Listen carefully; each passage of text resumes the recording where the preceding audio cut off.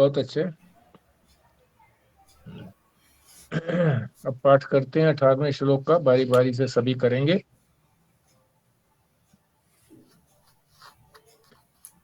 साधनानि अत्र चत्वारि कथितानि मनीषिभिः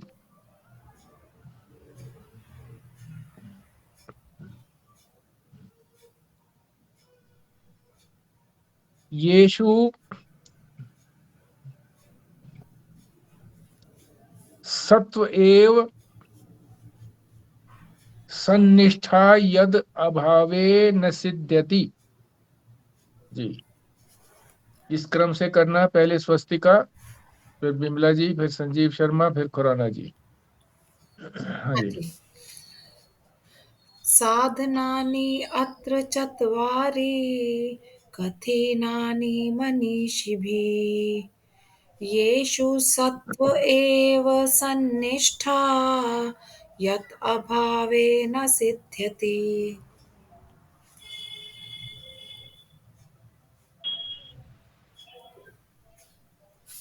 साधनानि यत्तु चत्वारि कठिनानि मनीषिभिः येषु सत्त्वसु एव सन्निष्ठा यद् अभावे न सिद्ध्यति।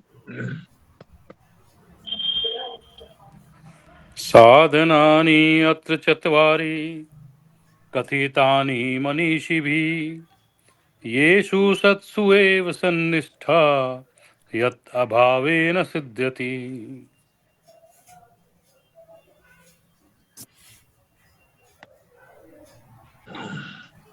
साधनानि अत्र चत्वारि कठिनानि मनीषिभिः येषु स्वेव सनिष्ठा यत् अभाव न सिद्ध्यति। ठीक, अर्थ समझते हैं। साधनानी, केवल अगर साधन ही होता तो फिर तो एक ही साधन की बात होती। साधनानी, कई सारे साधन है। साधनानी अत्र माने यहाँ,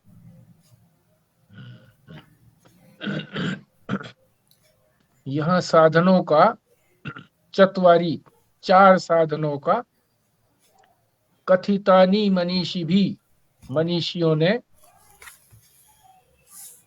विद्वानों ने, ऋषियों ने यहाँ पर चार साधनों को कहा है। मनीषियों ने यहाँ पर चार साधनों को का कथन किया है। महत्ता बता रहे हैं ये साधन चतुष्टय की महत्ता क्या है। येषु, इनके,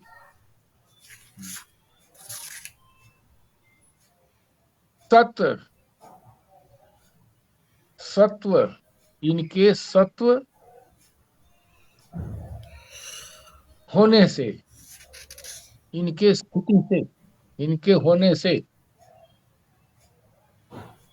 एव ही, इनके होने से ही, जोर देकर के कहा गया एव ही, इनके होने से ही, अर्थात इनके बिना हुए नहीं, होने से ही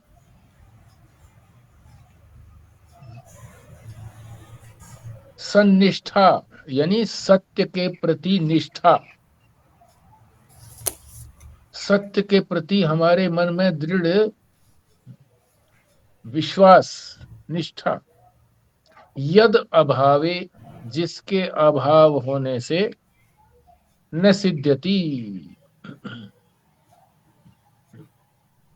ये साधन चतुष्टय सिद्ध नहीं होते। ये साधन चतुष्टय नहीं, इनकी अनुपस्थिति में परिणाम तक नहीं पहुंचा जा सकता। इन साधन चतुष्टयों के अभाव में न होने पर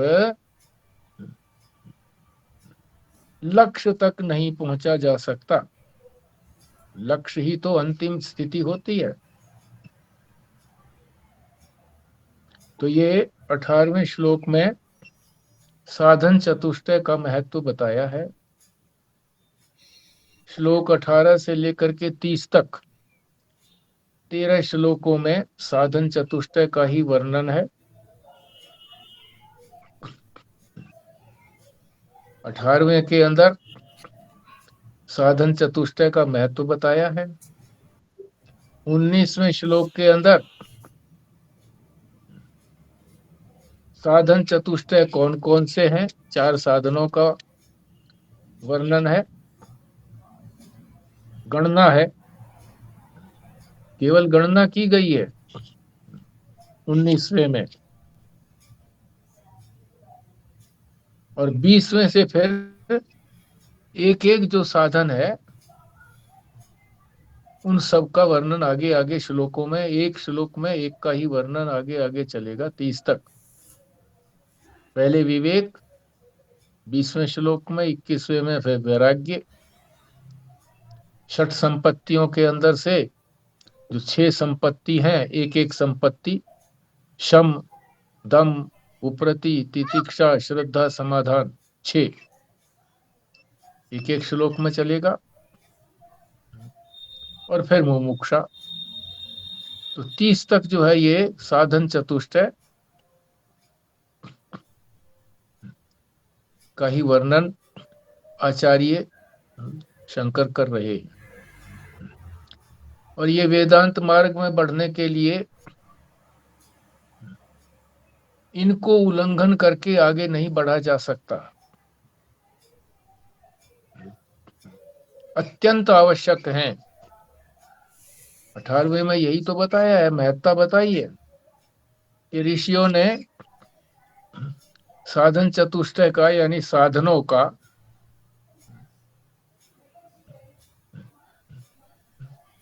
कथन यहां पर किया है इस पुस्तक में।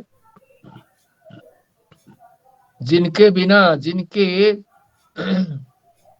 अपनाए बिना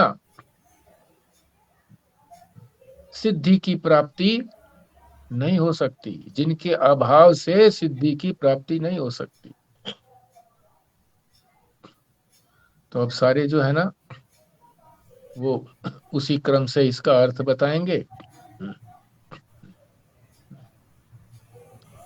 तो स्वस्तिका जी, विमला जी, संजीव शर्मा, खुराना जी, फिर रेणु जी और कृष्णा जी, इन्होंने पाठ भी नहीं किया है, पाठ भी करेंगे और फिर इसका अर्थ भी बताएंगे इसी क्रम से। जी चलिए। हाँ, इसमें बताया गया है कि अगर हमें अपने लक्ष्य को प्राप्त करना है, तो हमें 4 साधनों का कितना महत्व है। मतलब इनके इनके होने से ही हम लक्ष्य को प्राप्त करेंगे, और इनकी ना होने से हम लक्ष्य को प्राप्त नहीं कर सकते। और ये बहुत अच्छा इसमें एक एग्जाम्पल भी लेके इन्होंने बताया आचार्य शंकर ने, कि जैसे अगर कोई व्यक्ति पीला पीला दिखाई देता है तो हमें पता है कि जॉन्डिस हो गया, हम फटाफट लेके जाते हैं, जो भी डॉक्टर को उसका उपचार करना होता है वो करता है। इसी प्रकार अगर हमें लगे कि हमारी साधना कहीं रुक गई है, तो हमें इन चारों साधनों को पहले देखना चाहिए कि किसमें कमी आ गई है, या किसको थोड़ा उत्थान करने की जरूरत है, कहाँ पे अभाव रह गया। तो ये एक तरह से इंडिकेटर्स हो गए अपनी साधना के परिमाण को जांचने के लिए, मैग्नीट्यूड को जांचने के लिए कि हम कहाँ तक पहुंचे। और अगर कहीं पे रुक रहे हैं तो जरूर, मतलब ये बता दिया कि इन्हीं में से कहीं ना कहीं कमी हो रही है, किसी का अभाव है। ठीक है, चलिए आगे।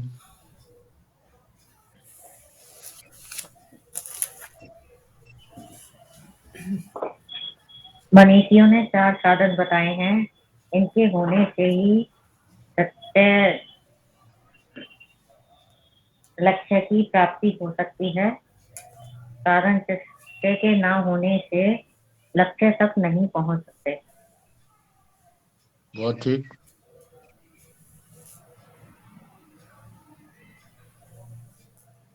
जी, सत्य के प्रति निष्ठा और अपने लक्ष्य की प्राप्ति ये जो 4 साधन है, विवेक, वैराग्य, षट संपत्ति और मुमुक्षुत्व, इनके बिना संभव नहीं है। इनके अभाव में लक्ष्य की प्राप्ति नहीं हो सकती।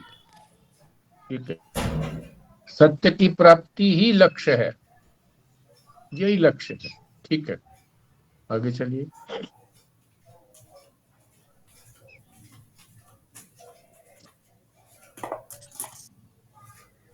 महान ऋषियों ने 4 गुण वाली साधना बताई है, और जिसके संपादन से ही लक्ष्य की प्राप्ति हो सकती है, और जिसके अभाव में लक्ष्य सिद्धि नहीं मिल सकती, सत्य की प्राप्ति नहीं हो सकती, वही। ठीक, अगर कहीं रुकावट हो जाती है बीच में लक्ष्य को प्राप्ति करने में, तो साधक को खुद ही देखना चाहिए उसकी सफल अनुपात में कि सफलता किससे मिलेगी, क्या कारण है जो आध्यात्मिक प्रगति रुक गई है, नहीं हो रही है। तो उसका खुद ही अवलोकन करना चाहिए, इन 4 साधनों में से किसकी कमी उसमें आ गई है, जिसकी वजह से उसकी आध्यात्मिक प्रगति रुक गई है। ठीक।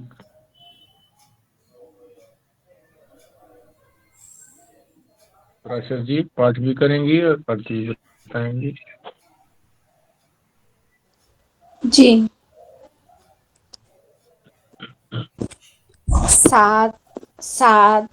साधनान्यत्र चत्वारि कथितानि मनीषिभिः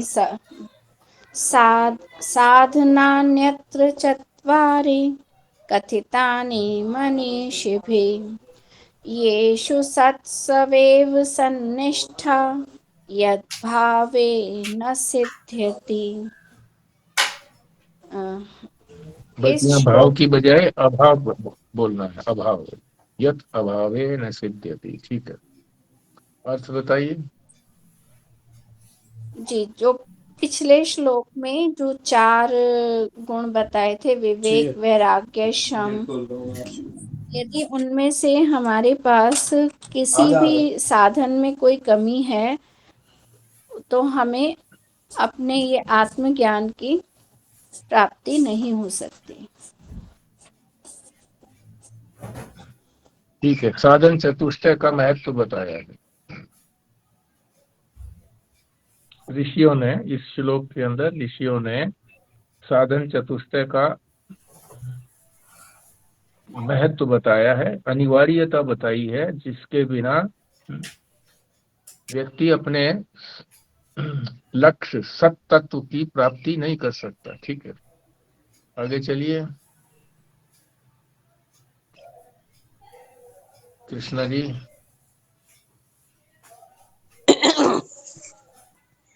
साधनानि यत्र चत्वारि कथितानि मनीषिभिः येषु सत्सु एव सनिष्ठा यत अभावेन सिद्ध्यति। स्वयं के बोध के लिए 4 साधन बताए हैं, विवेक, वैराग्य, शम और मुमुक्षा, मुक्त होने की उत्कंठ इच्छा। इनमें यदि एक भी का भी अभाव हो गया तो हम आगे नहीं बढ़ सकते। हमें ध्यान करना चाहिए हमारे में किस साधन की कमी हो गई है, जिसके कारण से हम आगे बढ़ने में असमर्थ हो गए हैं। ठीक है, इसमें उनको विवेक, वैराग्य आदि का बोलने की आवश्यकता नहीं है, क्योंकि महत्व सिर्फ साधन चतुष्टय का ही बताया है कि जो 4 साधन है उनका बड़ा महत्व है। बोल दिया तो भी कोई अर्जा नहीं है। ठीक है, आगे चलते हैं। आप 19वें श्लोक में पहले पाठ फिर अर्थ।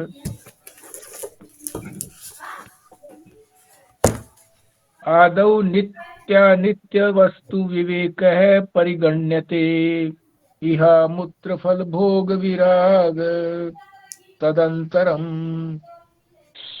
शम आदि षटक संपत्ति मुमुक्षुत्वम इति स्फुटम। आगे। आदौ नित्य अनित्य वस्तु विवेकः परिगण्यते इह अमुत्र फल भोग विरागः तदंतरम क्षमादिष्टक संपत्ति मुमुक्षुत्वम् इति स्फुटम्।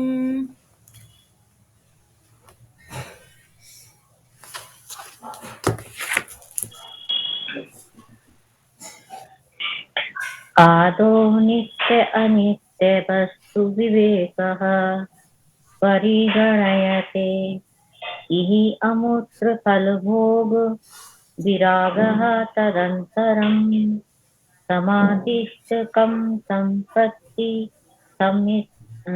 मुमुक्षुत्वम्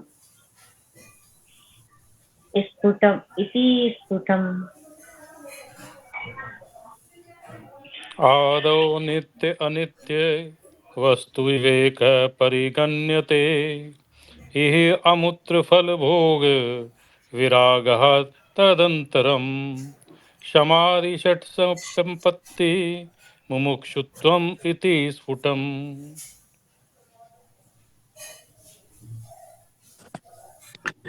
आदो नित्य अनित्य वस्तु विवेक परिगणिते इह अमूत्र फल भोग विराग तंतरम समाधि छठ कर्म सब संपत्ति मुमुक्षुत्व मिति स्फुटम।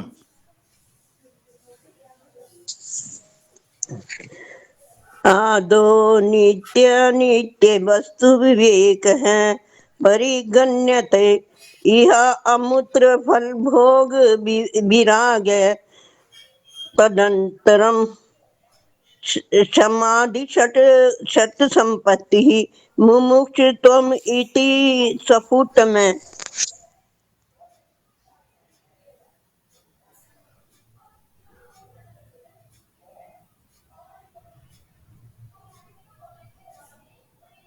हाँ जी, बोलिए पराशर जी। जी। आदौ नित्यानित्य वस्तु विवेकः परिगण्यते इहामुत्र फल भोग विरागस्तदनन्तरं संदिष्टक संपत्तिर्मुमुक्षुत्वमिति स्फुटम्। ठीक, अर्थ समझते हैं। आदौ शुरू में, प्रारंभ में। सबसे पहले प्रारंभ में क्या होगा? उनकी गणना कर रहे हैं, साधन चतुष्टय की गणना कर रहे हैं। परिगण्यते लिखा हुआ है ना पहली पंक्ति में, अंतिम शब्द परिगण्यते, उन सब की गणना की जा रही है। प्रारंभ में क्या है? नित्य अनित्य वस्तु विवेक है। नित्य और अनित्य वस्तु का विवेक, अर्थात उसका विवेचन, अलग अलग करना, क्या नित्य है क्या अनित्य है। नित्य का अर्थ है जो सदा बना रहे, और अनित्य का अर्थ है जो क्षण क्षण में परिवर्तित होता रहे, उसको कहते हैं अनित्य। इन दोनों को अलग अलग विवेक कर लेना कि क्या चीज जो है वो नित्य है, हमेशा रहने वाली है, अपनी आत्मा, और अनित्य क्या है? आत्मा के अतिरिक्त जो भी सब कुछ है, सारा संसार, और ये शरीर से लेकर के अहंकार पर्यंत सब, ये सब अनित्य है। ये इस तरह से दोनों को अलग अलग कर लेना। आत्मा तो नित्य है और मैं भी नित्य ही हूं, मैं भी आत्मा ही हूं, और इसके अतिरिक्त, मेरे अतिरिक्त सब अनित्य है। ये परिगण्यते, इसको, इसकी इस प्रकार से गणना की गई है। प्रारंभ में, जिसमें गणना के अंदर प्रारंभ में नित्य अनित्य विवेक वस्तु का विवेक, वस्तु एक ही है, आत्मा ही है, उसके अतिरिक्त नहीं है कुछ भी। दूसरी पंक्ति में इही माने यहाँ अमूत्र फल, अमूत्र का अर्थ है वहां, वहां का मतलब परलोक, इस लोक में और परलोक में जो फल को भोगने के लिए जो हमारे अंदर लालायितता रहती है, उसके प्रति वैराग्य, भोग के प्रति वैराग्य, कि आत्मा तो कुछ भोग ही नहीं सकती, भोगने वाले यंत्र तो अलग हैं।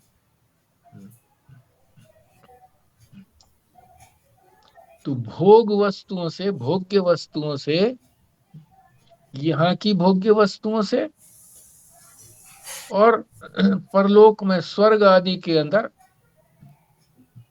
जो भोग्य वस्तुएं हैं, उन सब से जो वैराग्य होता है,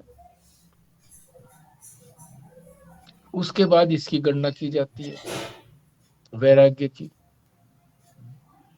तो वैराग्य कोई सामान्य वस्तु नहीं है कि केवल हम, देखो जी हमको जो है ना वहाँ स्वर्ग आदि के भोग तो चाहिए नहीं। किसी ने इसी तरह से कहा उड़िया बाबा जी को, हमें है यहाँ के तो, वहाँ के तो भोग मुझे चाहिए नहीं, स्वर्ग आदि की बात। अरे तू यहाँ का तो भोग छोड़ नहीं सकता, तू वहाँ के भोग की बात करता है।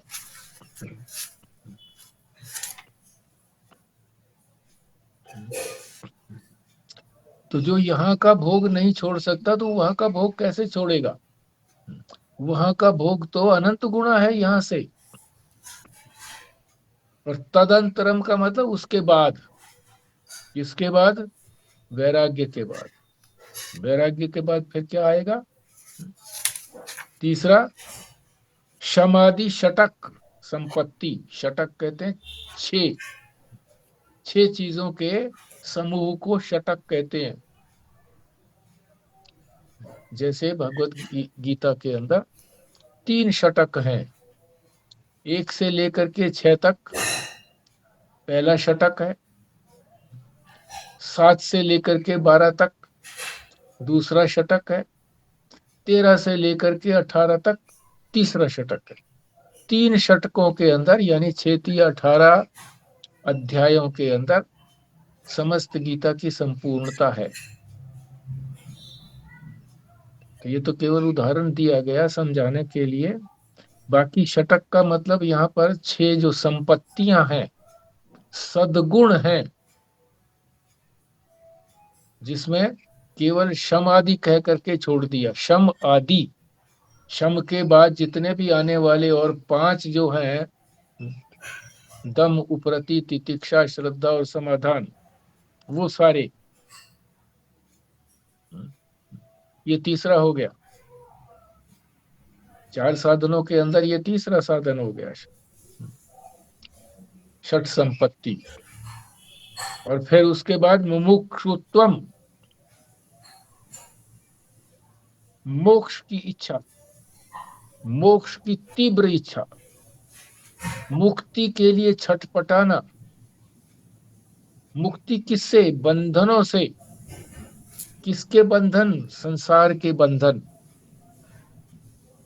हम स्वतंत्र नहीं है संसार में, जो चाहे हम कर नहीं सकते, जो चाहे हम वो ज्ञान नहीं कर सकते, ज्ञान नहीं होता हमको।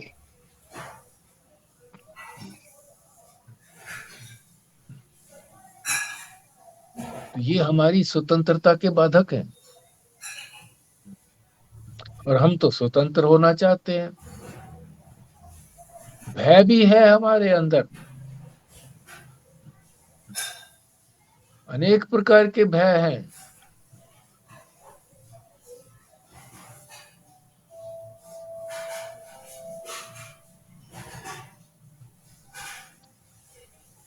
अनेक चीजें इसी प्रकार से, यही तो बंधन है। भय भी बंधन है, दुख भी बंधन है। दुख से छूटना चाहते हैं, दुख तो कोई पाना ही नहीं चाहता। दुख है, भय है, परतंत्रता है इत्यादि। स्फुटम माने स्पष्ट है कि ये चारों जो साधन है ये स्पष्ट रूप से आचार्य ने यहाँ बता दिए। अब आप इन्हीं का अर्थ वही क्रम से बताते चलेंगे। हाँ जी। मेरा एक प्रश्न है, क्या ये इसी ऑर्डर में होने चाहिए, विवेक, वैराग्य, षट संपत्ति और मुमुक्षा? आप सब लोगों में से कोई दे उत्तर इसका। इसी ऑर्डर में होंगे जी। विवेक के बाद ही वैराग्य होगा। अनित्य नित्य अनित्य का जब तक विवेक नहीं होगा वैराग्य कैसे करेगा? ऑर्डर में तो यही होगा जी। ठीक बात है, क्योंकि वैराग्य जो है वो किससे करना है? जो अनित्य वस्तु है उसी से तो वैराग्य करना है। तो इसलिए पहले अनित्य वस्तु का पता लगना चाहिए, तभी उससे वैराग्य होगा। ये तो इसी बात ऑर्डर से षट संपत्ति। ये तो बात समझ आ गई कि विवेक के बाद ही वैराग्य होगा। हालांकि ये लग रहा है कि अगर विवेक हो जाए और ये पता लग जाए क्या सत्य है, क्या नित्य और अनित्य है, तो फिर वैराग्य होने में भी ज्यादा टाइम नहीं लगेगा। पर अभी तो यही नहीं पता ना बिल्कुल। कि नित्य अनित्य, मतलब पता नहीं लगना, पर ये उस बात को हम स्ट्रांगली फील करें कि हाँ ये नित्य और अनित्य है। पर ये षट संपत्ति तो जैसे कुछ गुण हैं, तो कभी कभी ऐसे लगता है कि इन गुणों को अगर धारण कर लें, क्योंकि ये गुण फिर भी लगते हैं कि आसानी से आ सकते हैं अगर कोशिश करें तो। पर विवेक और वैराग्य आना तो बहुत मुश्किल है ऐसा लगता है। इसलिए मैं पूछ रही थी, विवेक के बाद ही वैराग्य आएगा, पर ऐसा लग रहा है षट संपत्ति को फिर भी हम ग्रहण कर सकते हैं, सारों को ना भी करें, उसमें से 2 3 4 तो कर ही सकते हैं। विवेक नहीं होगा कर तो षट सकते। संपत्ति की बात करेगा ना जी। पहले जब विवेक ही नहीं होगा तो षट संपत्ति का भी कहाँ ख्याल आएगा? विवेक तो प्रारंभिक सीढ़ी है। देखो षट संपत्ति के अंदर जो 6 गुण बताए गए हैं, शम, शम माने मन की शांत अवस्था, मन का संयम। अब हमारा जो मन है वो कहाँ भागता है? अनित्य वस्तुओं में तो भागता है। अपनी आत्मा की तरफ तो कौन भागेगा? वो तो है ही हमारे पास। अनित्य पदार्थों की ओर भागता है, संसार की ओर भागता है। तो जब इसको वैराग्य हमने कर लिया, सारे संसार का वैराग्य कर लिया, तो फिर इसको शमन करना सरल पड़ता है। अन्यथा तो सरल कैसे पड़ेगा? हम तो उसी को नित्य माने जा रहे हैं कि उसी से हमको सुख मिलेगा। तो ये पहले शम का प्रयत्न सफल नहीं होगा, बाद में ही सफल होगा। इसी तरह से दम, ये तो मन की बात आ गई ना। मन की शांत अवस्था तभी होगी ना जब हमको इस संसार का कोई फल चाहिए ही नहीं। नहीं तो फल के लिए भागता रहेगा ये मन। अब मन को तो शांत कर लिया, मगर इंद्रियों को फिर भी अभ्यास पड़ा हुआ है कि उधर ही संसार की ओर ही, फल की ओर ही भागते हैं इंद्रियां हमारी, 5 ज्ञानेंद्रियां। इनका भी दमन आवश्यक है। दमन का तात्पर्य है नियंत्रण में रहे ये। उपरति, मन को भी संभाल लिया, नियंत्रित कर लिया, इंद्रियों को भी नियंत्रित कर लिया। अब शरीर में जो अभ्यास पड़ा हुआ है काम करने का, ये निचला नहीं बैठता है। शरीर निचला नहीं बैठने देता है। माताएं किचन में भागती रहती हैं, बहू आ गई कहती है सब संभालूंगी आप चिंता मत करो, फिर भी भागती हैं। और मनुष्य जो है ना वो रिटायरमेंट के बाद भी फिर ये काम करेंगे ये काम करेंगे, उसमें लगे रहते हैं। तो करें क्या ये समझ में नहीं आता उनको। क्यों? क्योंकि उन्होंने धर्म की ओर और मोक्ष की ओर अभी अपना मुख नहीं किया है। शम दम उपरति, उपराम यानी शरीर की उपरामता। तितिक्षा, तितिक्षा का मतलब होता है सहन करना। जरा सी बात हो गई, लाइट चली गई, गर्मी लग रही है, ध्यान कर रहे हैं, अरे गर्मी कैसे हो, कैसे ध्यान लगेगा जी, ऐसे सोचते हैं हम, कैसे ध्यान लगेगा गर्मी के अंदर। अरे गर्मी शरीर को लग रही है? आत्मा को कैसे गर्मी लगेगी? तो आत्मा में बैठने का प्रयत्न हो रहा है तो आत्मा में बैठो। तितिक्षा, सहन करना। और जब तक ये श्रद्धा नहीं होगी शास्त्र के अंदर, ये जो बातें सारी शास्त्र ने बताई हैं, ये श्रद्धा इसमें नहीं होगी तो ये सारी चीजें होंगी कैसे? श्रद्धा को तो हम सबसे पहले कह सकते हैं, कहाँ श्रद्धा तो सबसे पहले आनी चाहिए थी, और वो है भी। संसार की ओर भी पहले हमारी उधर श्रद्धा होती है, श्रद्धा न कह करके उस संसार में तो विश्वास कहेंगे, मगर उसको हम श्रद्धा भी कहें तो कोई आपत्ति की बात नहीं है। श्रद्धा सबके अंदर है। जो संसारी आदमी है उसकी संसार के प्रति श्रद्धा है, और जो संसार से ऊब गया है, संसार की वास्तविकता को जिसने थोड़ा बहुत भी जान लिया है, तो उसकी श्रद्धा में शंका हो गई है कि अरे यहाँ श्रद्धा रखना उचित है या उधर शास्त्र कह रहा है उधर उचित है, शंका हो गई। शंका को फिर वो निवारण करेगा, शास्त्र पढ़ेगा, महापुरुषों से पूछेगा, तो फिर वो श्रद्धा इधर प्रवेश कर जाएगी। श्रद्धा और समाधान। अब बिल्कुल एकाग्र हो गया मन, किधर हो गया? अपने लक्ष्य की तरफ। एकाग्रता। और फिर उसके बाद मुमुक्षुत्वम, मोक्ष की तीव्र इच्छा। मुमुक्षुत्वम, जब तक ये जुआ, संसार रूपी जुआ जो बैलों के ऊपर रखा जाता है जोतने के लिए, जब तक ये जुआ नहीं उतार दिया जाता तो बैल ये समझते हैं कि अभी मुझे और कुछ काम करना है, अभी मुझे चलना है?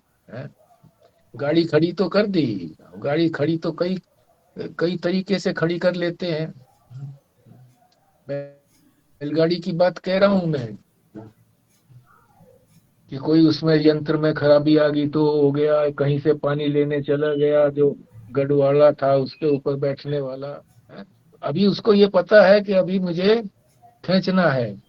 और जब उसको ये ऊपर का जुआ, इसको जुआ बोलते हैं, जो दोनों बैलों के ऊपर लकड़ी का एक होता है जिसको कर दो और फिर उसको रस्सी से बांध देते हैं, जब तक वो नहीं उतरता है वो समझता है कि मैंने कुछ करना है। जब इसको उतार देंगे, ये हमारे लिए क्या है सारा संसार, अगर ये इसको हम जुआ, इसको उतारने की हमारे अंदर तीव्र उत्कंठा नहीं होगी तो ये ऊपर टिका रहेगा, तो हमारे मन में ये रहेगा कि हाँ संसार के लिए भी कुछ करना है, कर्तव्य बना हुआ है हमारा संसार के प्रति, सारे दायित्वों की पूर्ति हो गई, फिर भी बेटे का विवाह भी करना है, बेटे का विवाह भी हो गया, अब बहू को भी मैंने उसको ठीक से यहाँ के रीति रिवाज सब कुछ बता देने हैं, उसके बाद ही आगे बढ़ेंगे, वो भी बता दिए। अब उसको पेट आ गया है, गर्भ रह गया, अब इसकी जब तक ये गर्भावस्था है ये भी रखनी है, फिर डिलीवरी आ गई, फिर पालन पोषण भी मैंने करना है क्योंकि वो तो ड्यूटी पर जाते हैं। तो ये कर्तव्य हमारा बना ही रहेगा जब तक इस कर्तव्य बुद्धि को, संसार के प्रति कर्तव्य बुद्धि को नहीं हटाएंगे। तो फिर जब तक ये तीव्र इच्छा नहीं होगी तो हम इसको नहीं हटा पाएंगे। तो ये तात्पर्य है। हाँ जी, एक और प्रश्न है, कौन बोल? जैसे इसमें था ना वैराग्य जो है वो एक जो होता है कि हम दुख के कारण वैराग्य कर लेते हैं, और एक होता है विवेक जनित वैराग्य। तो जैसे दुख आता है तो हमें बहुत बार दुख सुख आते ही रहते हैं। दुख आता है तो हमें लगता है कि ये व्यक्ति तो ठीक नहीं है, हमें उससे वैराग्य होने लगता है। पर जब वो 2 दिन बाद वो व्यक्ति ठीक से बिहेव करने लगता है तो हमें उससे फिर से राग होने लगता है, फिर विवेक हो जाता है। हम्म। तो इस तरह वाले हम्म। विवेक से भी, ये तो वैराग्य जनित विवेक जनित वैराग्य नहीं है, क्या इससे भी कोई लाभ है कि अगर हमें बार-बार भी संसार के लोगों से, विषयों से विरक्ति हो पर फिर दोबारा से भी राग हो जाए, क्या इससे कोई फायदा है? इससे उनके चरित्र का तो पता लगता है ना कि संसार कैसा है, कि पहले कुछ था अब कैसे हो गया ये। तो एक दो बार इसी तरीके से हो जाएगा। तो तीसरी बार आदमी फिर समझ लेगा कि भाई ये आदमी तो इसी तरह से है, इसका स्वभाव ऐसा ही है। तो मैं तो इससे दूर रहूं तो ही अच्छा है। ये भी फलदायक तो है, पर ये पूर्ण फलदायक नहीं है जब तक ये विवेक ना हो जाए। विवेक उत्पन्न करने में भी सहायक है ये चीज, मगर एक आदमी तो ठोकर लग करके संभलता है। एक जब कह देता है, शास्त्र कह देता है या महापुरुष कोई बड़ा आदमी कह देता है, वहां जाओगे तो वहां देखो ठोकर लगेगी तुमको, मतलब ऐसा पत्थर पड़ा है, सावधानी से चलना वहां पर है। तो वो पहले ही समझ जाता है कि जहां वो पत्थर आएगा तो मैंने ठीक से सावधानी करनी है, आगे वो नाला आएगा इसको है इसको तो देख शमशान ले। शमशान जनित वैराग्य कहते हैं जी इसको ना। कि शमशान में गए हाँ। तो लगा वो जीवन नश्वर रहेगा, ये कोई फायदा नहीं है। वहां से वापस आते ही जो है हम्म। आदमी भूल जाता है कि जी मेरे को थोड़ी होना है, अपना फिर संसार में रम हाँ। जाता है।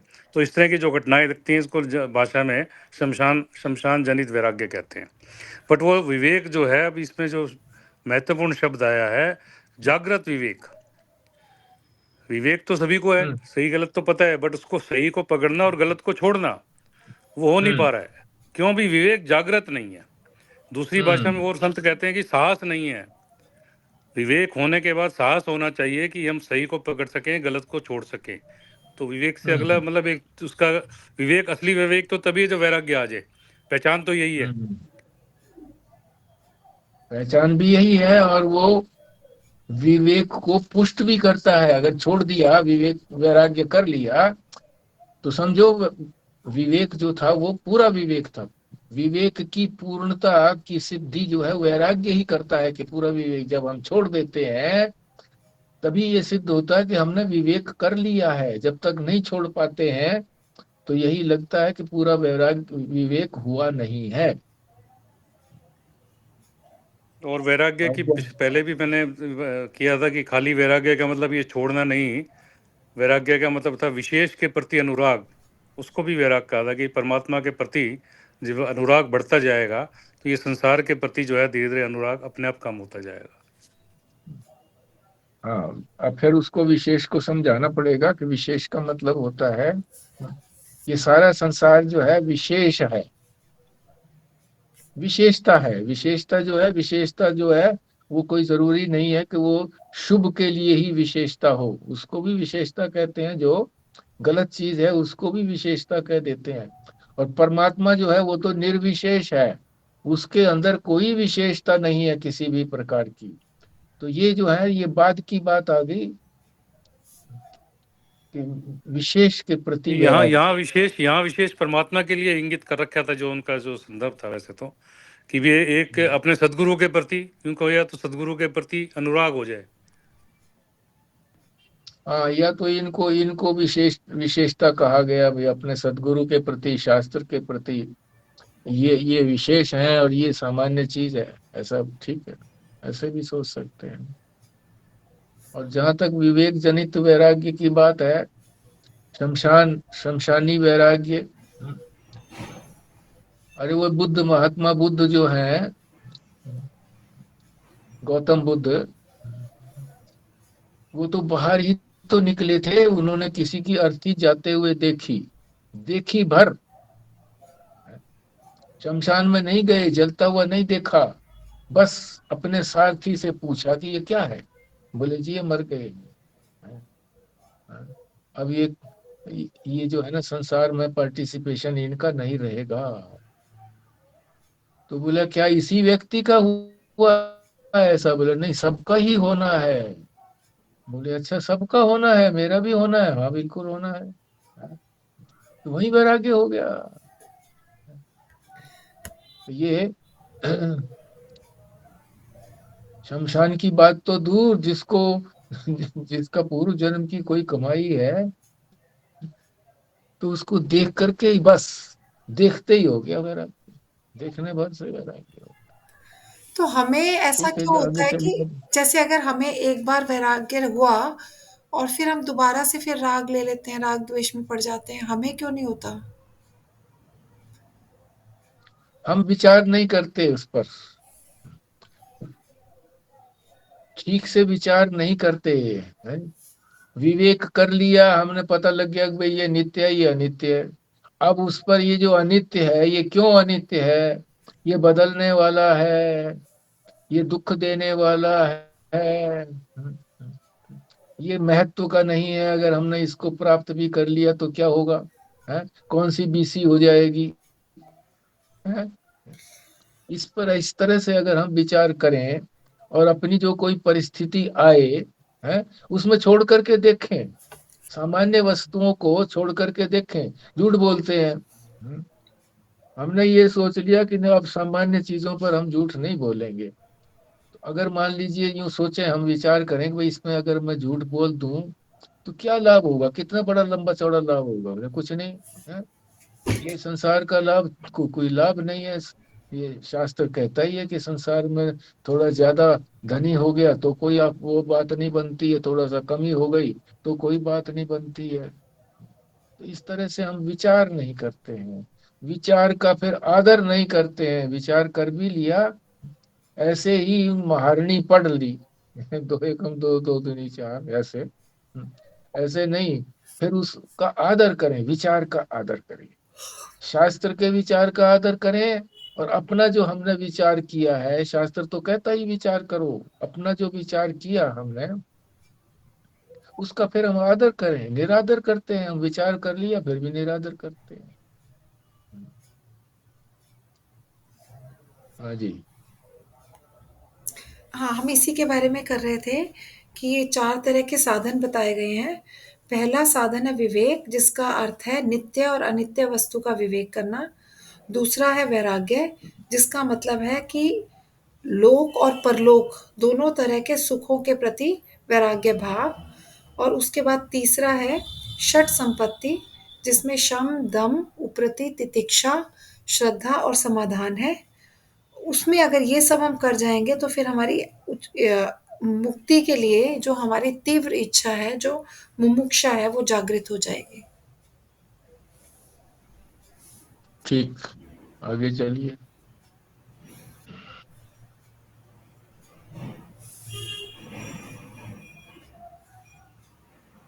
विमला जी।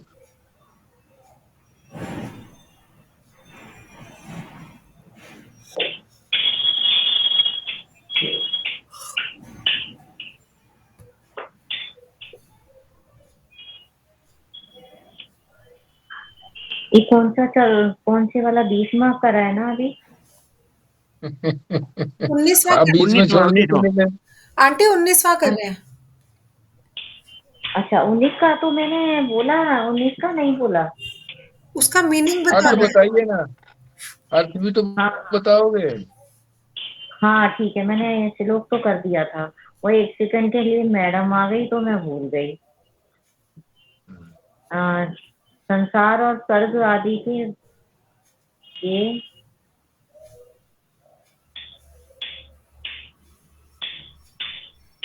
कैसे पाप आदि के पाप से वैराग्य। चलो आगे सुन लो, आगे सुन अभी लो, फिर मैं बाद में बोल देना, बाद में बोल देना और सबका सुन लो। खुराना जी, ये संजीव जी। शर्मा जी थे। हाँ जी। सबसे पहले जी, नित्य अनित्य वस्तु में विवेक करना, कौन सी वस्तु नित्य है कौन अनित्य है, उसका विवेक सबसे पहले जरूरी है। सबसे प्रथम साधन में ये गिना जाता है। उसके बाद वैराग्य, सुख भोग को, इस लोक के सुखों को छोड़ सकें, उसकी मुक्त उससे छोड़ सकें, वो वैराग्य है। और उसके बाद अपने को शम जो 6 संपत्ति हैं, 6 संपत्ति, इनको ग्रहण करें, इन गुणों को अपने जीवन में लाएं। और आखिरी में मुमुक्षुत्व, मुक्ति के लिए, मोक्ष के लिए उत्कंठ इच्छा हो, ये साधनों के बारे में बताया गया है। प्रथम साधन नित्य अनित्य वस्तु विवेक।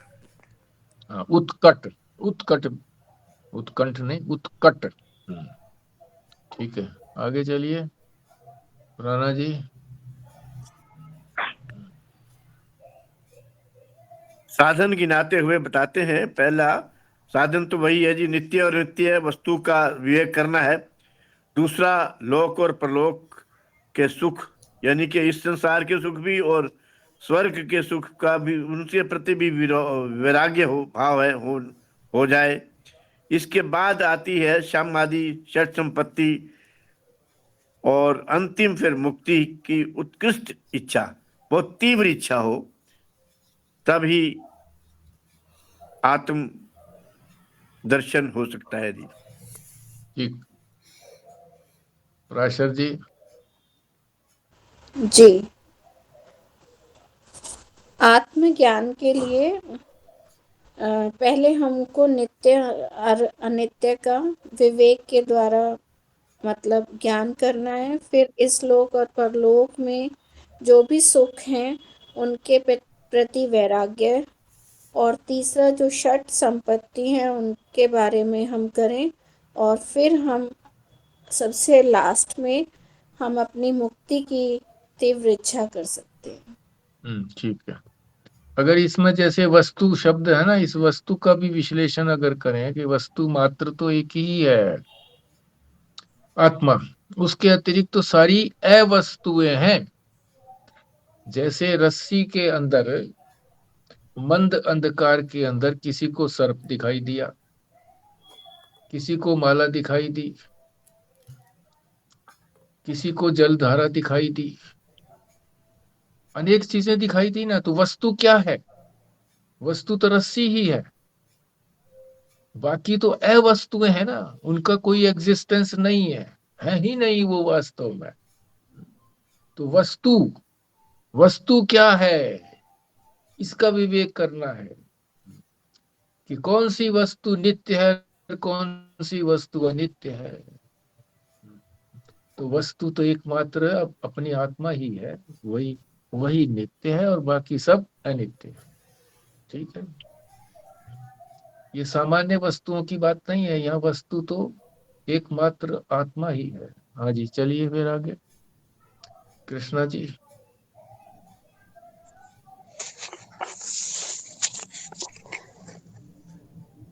प्रथम साधन नित्य और अनित्य वस्तु का विवेक।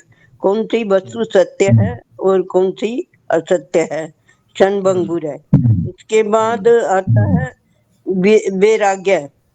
वैराग्य जैसे सब वस्तु में क्षणभंगुर है और परिवर्तनशील है, सब छूटने वाली है, उनसे वैराग्य होना। और उसके बाद छठ संपत्ति, और अंतिम में मुक्ति की उत्कंठ इच्छा, तीव्र इच्छा होनी चाहिए। ठीक है। क्षणभंगुर, यहाँ के सुखों को तो हमने क्षणभंगुर कह दिया, मगर शास्त्र ने जो स्वर्ग के सुख हैं उनको तो कहा है कि स्वर्ग में पहुंच गए तो अमरता हो गई, अमर हो गए। वो क्यों कहा गया है सब? स्वर्ग में जाने के बाद अमर नहीं होते। जितने जैसे पैसे जेब में होते हैं उतने ही समय तक होटल में रुक सकते हैं, ऐसे ही जो जितने हमारे पुण्य हैं उतने ही समय तक वहां रुक सकते हैं, नहीं तो नीचे पटक दिए जाते हैं। काल की दीर्घता को अमरता कहा गया है। यहाँ जो है सुख जो है वो क्षण भंगुर कहे, यानी एक क्षण रहते हैं। चलो एक क्षण ना रहे, एक दिन रहे या 10 दिन रहे, इतना भी मान लीजिए, तो थोड़ा काल हुआ ना, 10 दिन का काल है। वहां जो है काल की दीर्घता है, बहुत दीर्घ काल तक वहां सुख बना रहता है। इसलिए उसको अमर कहा है, सापेक्षिक अमरता कहा गया है। इसकी अपेक्षा वो अमर है, इसलिए कहा गया है वहां पर कि वो अमर है। हाँ, इसमें एक और बात भी है जो बड़ी अच्छी लग रही है। इसमें इन्होंने कहा है जागृत विवेक ईश्वरीय वरदान के रूप में किसी को नहीं मिलता, स्वयं मनुष्य ही परिश्रम करके बुद्धि का सदुपयोग करके अपना विवेक जागृत कर सकता है। बिल्कुल ठीक बात है, जगाना पड़ता है विवेक, वहीं से प्राप्त होकर के नहीं आता। जैसे बच्चा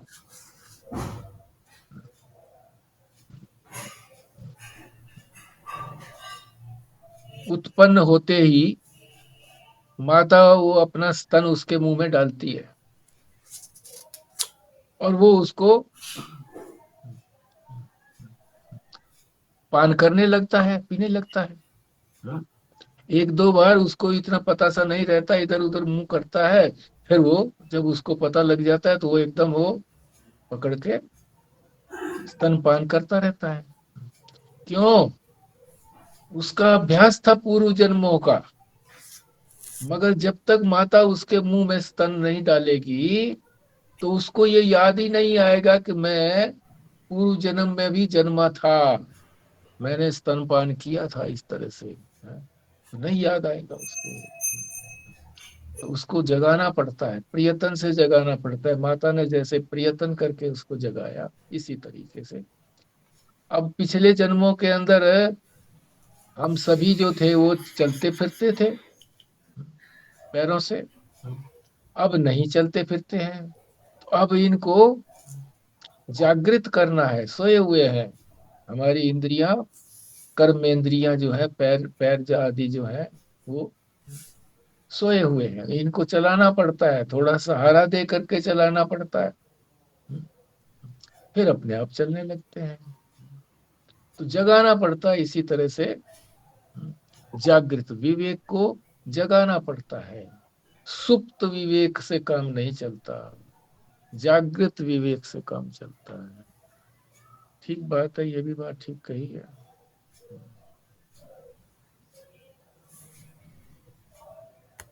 और जो इसमें अंतिम पंक्ति इसमें जो कही गई है विस्तार के अंदर, अगले पृष्ठ पर नहीं, इसी पृष्ठ पर, वैराग्य से आशय है विवेक जनित वैराग्य से। वास्तव में वैराग्य विवेक को सार्थकता देता है, पूर्णता देता है। वैराग्य विवेक को पूर्णता देता है कि पूर्ण वैराग्य विवेक था तभी वैराग्य हुआ, विवेक में कमी रही तो वैराग्य नहीं हुआ। अगर हम वैराग्य नहीं कर पाए संसार से तो समझिए कि अभी हमारा विवेक पूर्ण नहीं हुआ है। वो पंजाबी महात्मा बार बार कहते थे, अरे तू अनु होने तक विवेक ही नहीं होया, विवेक ही नहीं होया। और हम समझते थे विवेक कैसे नहीं हुआ, हमको तो पता है विवेक क्या होता है। अरे विवेक क्या होता है? विवेक का हमने अर्थ समझ करके उसको अलग अलग नहीं किया, और अलग अलग करके हमने उसको फिर वैराग्य में परिणत नहीं किया। जो अनित्य है उसको फेंका नहीं, दूर नहीं चले गए उससे, इसीलिए विवेक पूरा नहीं हुआ। ठीक बात है जी। तो आज हमारा यहीं तक हो पाया है।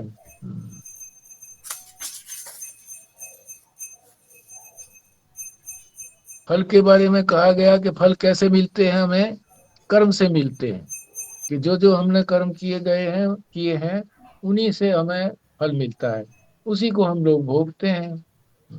तो कर्म जनित है, तो जितना कर्म किया है उतना फल मिलेगा, और फिर वो समाप्त होने वाला भी है, क्योंकि कर्म जो है वो अनंत काल तक तो कर्म होता नहीं है, कुछ काल के लिए ही कर्म होगा, तो उसका फल भी जो है उतने ही काल तक मिलेगा। जितना गंभीर उसने कर्म किया है उसी हिसाब से उसका फल मिलेगा।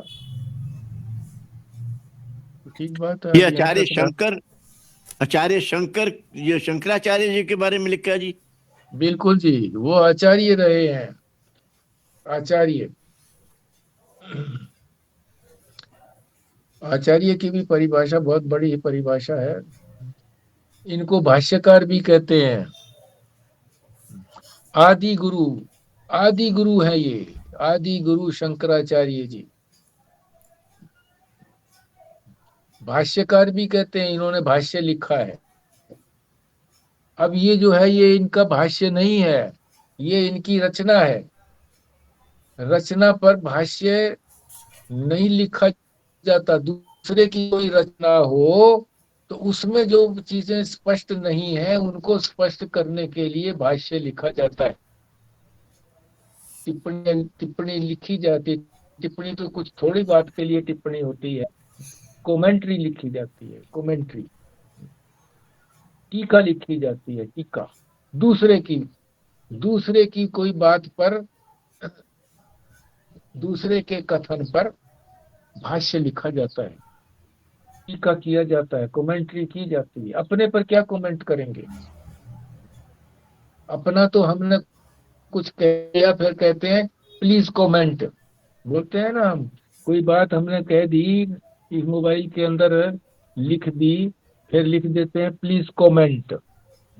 गुरु को अगर भेजते हैं इस तरह से प्लीज कमेंट, मतलब अपना दृष्टिकोण बताइए। अब यहाँ तो उन्होंने खुद ही दृष्टिकोण बता रखा है विवेक चूड़ामणि के अंदर, तो इसलिए ये इनका भाष्य नहीं है, कमेंट्री नहीं है, स्वयं रचित है। इस पर कोई कमेंट करेगा तो दूसरा कमेंट करेगा। और जैसे ही इन्होंने किया हुआ है कमेंट विवेक चूड़ामणि के ऊपर,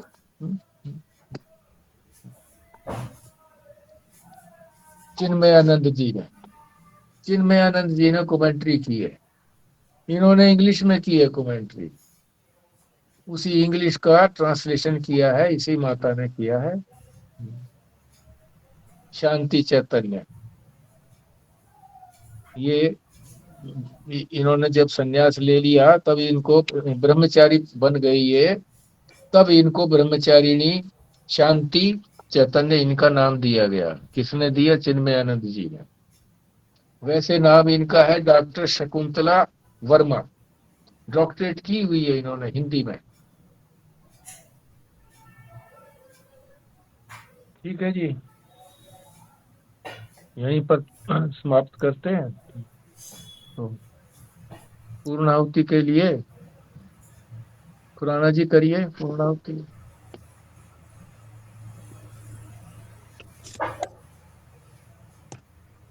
ओम पूर्णमदः पूर्णमिदं पूर्णात् पूर्णमुदच्यते पूर्णस्य पूर्णमादाय पूर्णमेवावशिष्यते।